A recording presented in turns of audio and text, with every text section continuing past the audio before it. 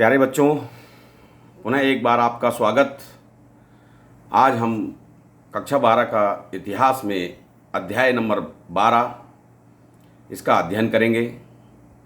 औपनिवेशिक शहर, नगरीकरण, नगर नियोजन, स्थापत्य, colonial cities, urbanisation, planning and architectures. कक्षा 12 इतिहास। तो प्यारे बच्चों, औपनिवेशिक शहर जैसे चैप्टर का नाम है नगरीकरण, नगर नियोजन और स्थापत्य।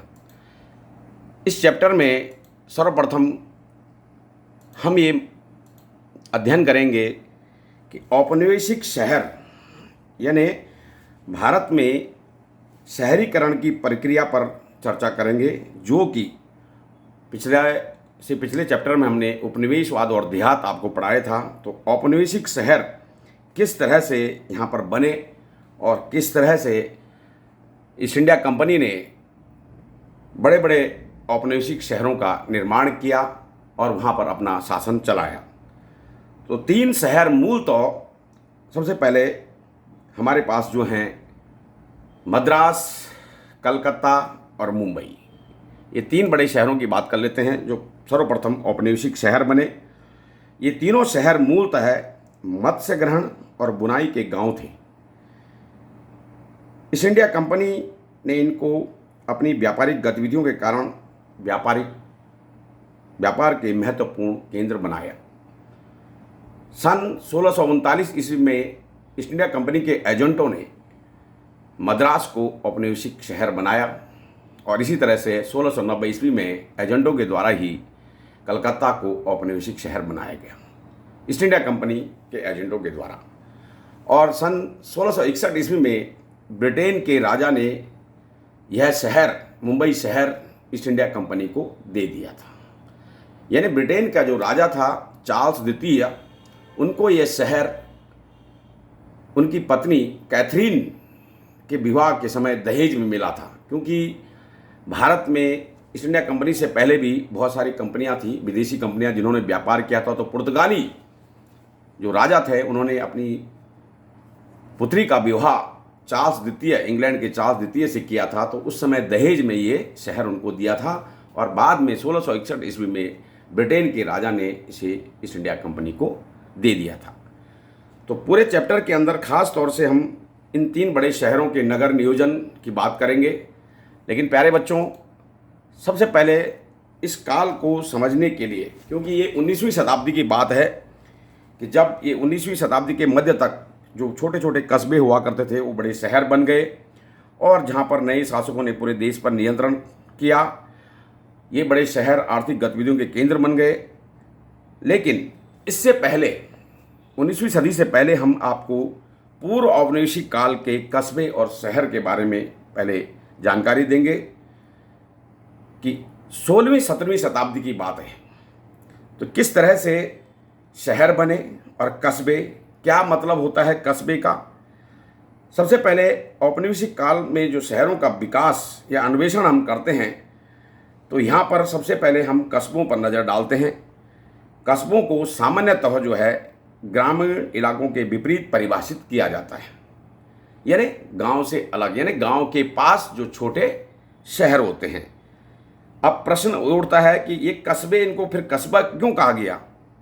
क्योंकि गांव से नज़दीक स्थानीय स्तर पर जितने भी छोटे छोटे जो आर्थिक गतिविधियां थी या सांस्कृतिक जो केंद्र होते थे, गांव से पशुपालन हो या खेती या जंगलों से संग्रहण द्वारा जो जीवन निर्वाह होता था, वे लोग कस्बों में जा कर के, जहाँ पर कि सांस्कृतिक गतिविधियों के केंद्र होते थे, व्यापारी लोग होते थे, कारीगर होते थे, शिल्पकार होते थे, तो ये गांव के लोग जो है अपने नज़दीक के कस्बों में जा कर के अपना व्यापार करते थे। और कस्बों से भी लोग आकर के गांव में आते थे और कई बार तो जब कभी विदेशी कोई भी बाहर से आक्रमण होते थे तो ये लोग गांव की शरणों में छुप जाते थे। तो कस्बों और शहरों का अक्सर दीवारों से गाड़ दिया जाता, 4 दीवारी जिसको बोलते हैं हम, कर दी जाती थी, और जो कि ग्रामीण इलाकों से अलग होने के प्रतीक थे। यानी कि जो बड़े बड़े कस्बे या बड़े बड़े शहर होते थे, उनके चारों ओर बाउंड्री वॉल कर दी जाती थी ताकि ये लगता था कि ये जो हैं शहर हैं या कस्बे हैं जो कि गांव से अलग हैं। क्योंकि आपको मैं थोड़ा सा ये बता दूं, जानकारी दे दूं कि कस्बा और शहर में थोड़ा सा अंतर है। कस्बे से ही शहर बनता है और कस्बा किससे, गांव के पास जो छोटे छोटे स्थानीय बाजार होते हैं। और ख़ास तौर से कस्बों में एक छोटे जो व्यापार के केंद्र होते हैं वो गांव से मिले जुले होते हैं, अर्थात गांव से ही वहाँ पर व्यापार किया जाता है। तो प्यारे बच्चों, कस्बों में व्यापारी लोग, कारीगर लोग, फेरी वाले, शिल्पकार, ये सब लोग जो है कस्बों में रहते थे। तो कुल मिलाकर के 16वीं और 17वीं शताब्दी में उस समय जो बड़े शहर होते थे, क्योंकि भारत में मुगल काल उस समय चलता था, तो मुगल काल चल रहा था। तो मुगल काल में जो खास तौर से बड़े शहर जो राजधानियां हुआ करती थी, दिल्ली और आगरा अक्सर, तो दिल्ली, आगरा और लाहौर यही शासन, बड़े बड़े शाही प्रशासन के केंद्र होते थे।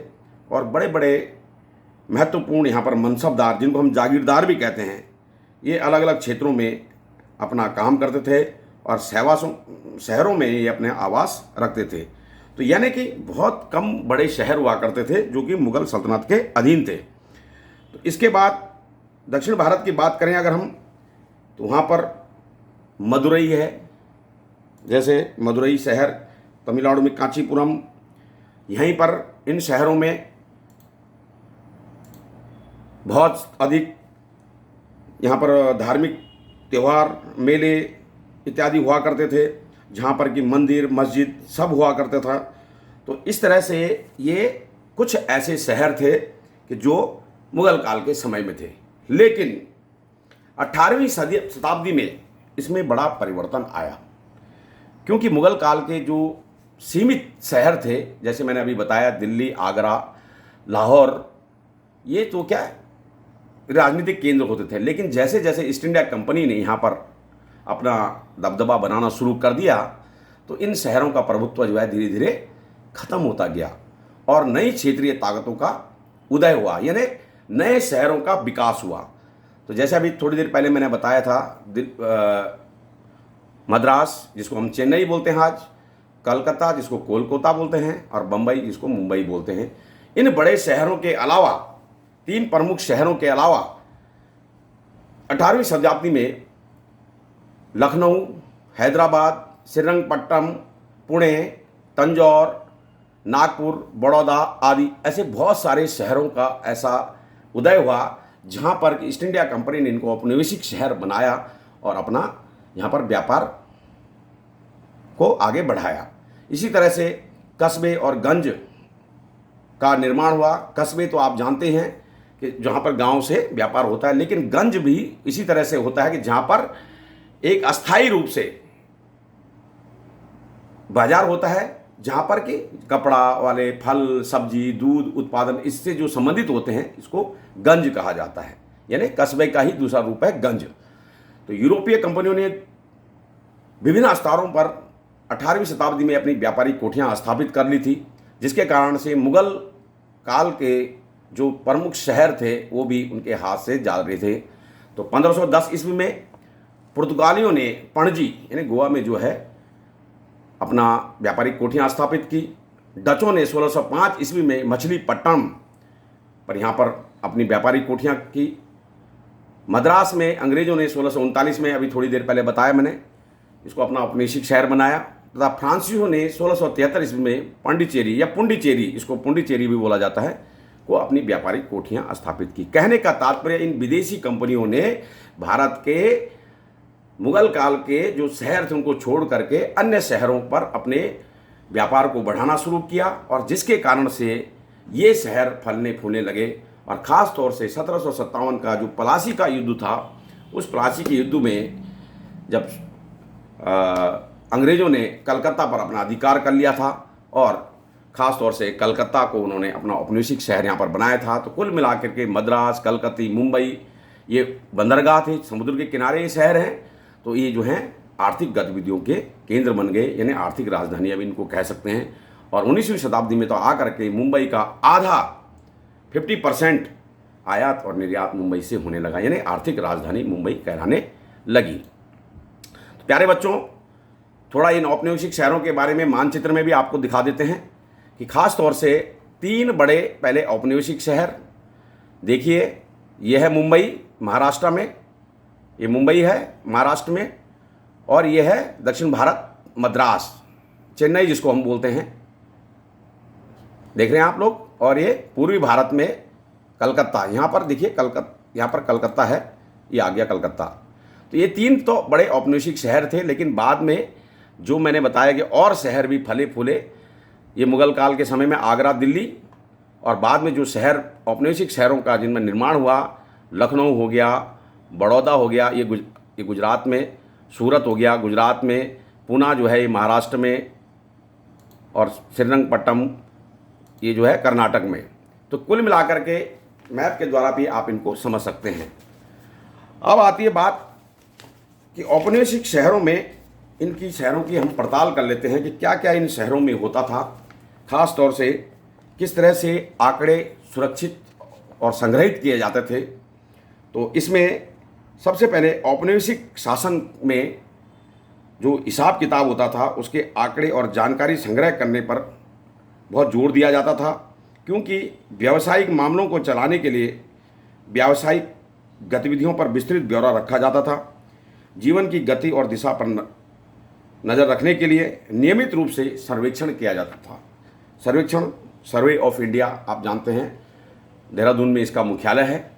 तो उसी प्रकार से वहाँ पर उस समय सर्वे किया गया, यानी कि जगह जगह स्थानों का पहले सर्वे किया गया कि आखिर ये मानचित्र तैयार करके, नक्शे के द्वारा तैयार करके किसी भी भूमि को चयन करना है, उसकी बनावट देखनी है, तो नक्शा उसके लिए बहुत ज़रूरी होता था।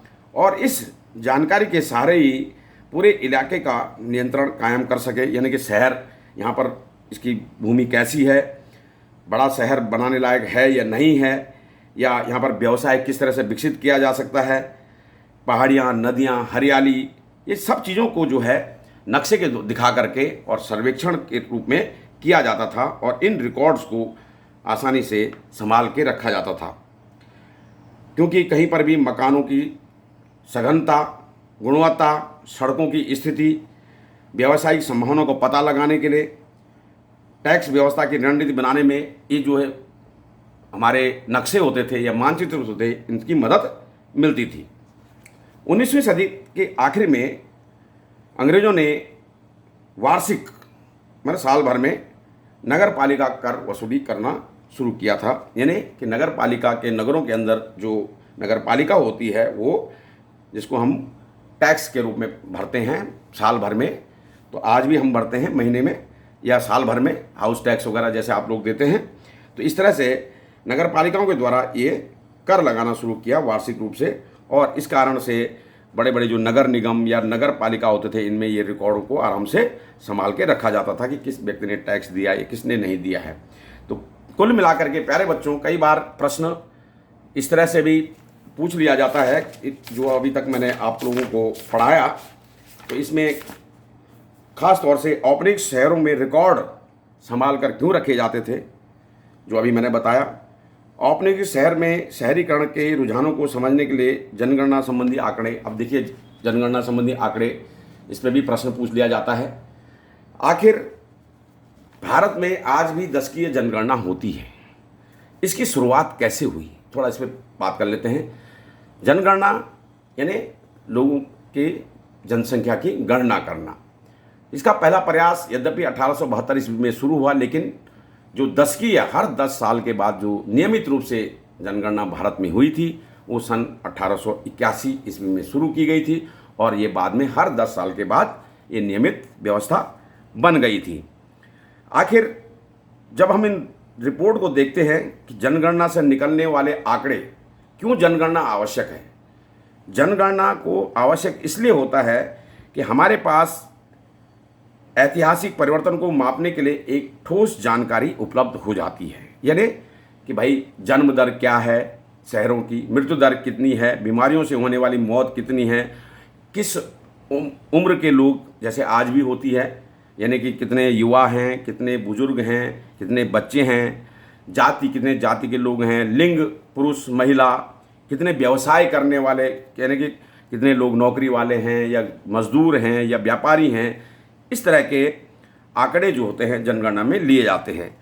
लेकिन ये आंकड़े यद्यपि मिसाल के तौर पर आबादी के बारे में जानकारी रखने के लिए बहुत महत्वपूर्ण होते हैं, तो इनमें कई बार हम इनके अलग अलग श्रेणियां में रख भी लेते हैं। जैसे व्यवसाय में व्यापारी हैं, कारीगर हैं, मजदूर हैं या किसान हैं, इनमें बड़ा आसान हो जाता है कि इस तरह से कि कितने लोग खेती करते हैं या कितने लोग मजदूर हैं या कितने लोग व्यापारी हैं। ये जनगणना के आंकड़े बहुत प्रभावशाली होते हैं।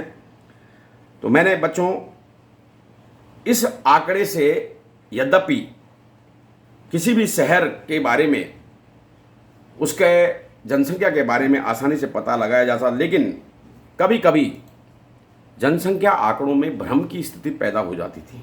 अर्थात ये भ्रम की स्थिति कैसे पैदा होती थी? क्योंकि जो भी ईस्ट इंडिया कंपनी के कर्मचारी जनगणना के लिए लोगों के पास जाते थे, तो उसमें लोग अक्सर अपने बारे में सही सूचना देने में हिचकिचाते हैं। खास तौर से कई व्यक्ति ऐसे होते थे कि जो मजदूर का काम भी करता था और फेरी वाले का भी काम करता था, या कोई व्यक्ति किसान है, वो खेती का काम भी कर रहा है और शहर में जाकर के व्यापार में उसको बेच के भी आ रहा है। तो वो अपनी स्थिति को मजबूत दिखाने के लिए, कोई मुझे गरीब न समझे, वो अपने को व्यापारी दिखाता था। अब बताइए आप कि उसको व्यापारी दिखाएंगे, किसान दिखाएंगे? कोई व्यक्ति मजदूरी भी करता है, फेरी भी लगाता है, तो अपने आप को फेरी वाला व्यापारी समझ रहा है वो भी, तो इसलिए मजदूर के आंकड़े सही नहीं मिल पाएंगे। इसी तरह से महिलाओं की भी बड़ी उपेक्षा की जाती थी। अक्सर लोग अपने घर के बारे में, महिलाओं के बारे में जो है जानकारी देना उचित नहीं समझते थे और वो सोचते थे कि ये हमारी हैसियत यहाँ पर शायद मापी जाए, या कुछ लोग ये सोचते थे कि उनके घर की स्त्रियों के बारे में बाहर जानकारी चली जाएगी। तो उस तरह से जो लोगों की अशिक्षा थी वो सामने आती थी और लोग अपने बारे में सूचनाएं छुपाते थे। मृत्यु दर और बीमारी के संबंधी आंकड़ों को इकट्ठे करने में भी बड़ा मुश्किल होता था। क्यों? कि कई प्राय लोग जो है मृत्यु के आंकड़े छुपाते थे। क्यों? उसमें कई बार ऐसा होता था कि जैसे गैर लाइसेंसी डॉक्टरों के द्वारा इलाज करा लिया जाता था और वो व्यक्ति मर गया, तो कहीं हम इसमें फंस ना जाएं। इस तरह से ऐसे मौत के आंकड़ों का सटीक हिसाब लगाना बड़ा मुश्किल होता था। तो जनगणना में बहुत सारी ऐसी समस्याएं आती थी अक्सर कि रिकॉर्डों को किस तरह से मेंटेन किया जाए। यद्यपि बहुत अच्छा प्रयास को किया गया, लेकिन फिर भी इसमें कई आंकड़े जो हैं भ्रमित करने वाले हैं। जैसे मैंने अभी थोड़ी देर पहले बताया कि व्यापारी माने या किसान माने, उसको मजदूर माने या व्यापारी माने, या औरतों के बारे में, इस तरह के काफ़ी भ्रम की स्थितियाँ इसमें पैदा हुई थी। तो प्यारे बच्चों, इन प्रश्नों को आप करेंगे और मुझे उम्मीद है ये प्रश्न बड़े प्रश्न हैं, क्योंकि छोटे प्रश्न आपके पास हैं नहीं। तो औपनिवेशिक संदर्भ में शहरीकरण के रुझानों को समझने के लिए जनगणना संबंधी आंकड़े किस हद तक उपयोगी होते हैं, या औपनिवेशिक शहरों में रिकॉर्ड संभाल कर क्यों रखे जाते हैं, या 5 औपनिवेशिक शहरों के भारत के मानचित्र में दर्शाइए। तो ये आपका इतना इस समय है। आगे हम फिर अगली वीडियो में इसकी चर्चा करेंगे। तब तक के लिए धन्यवाद।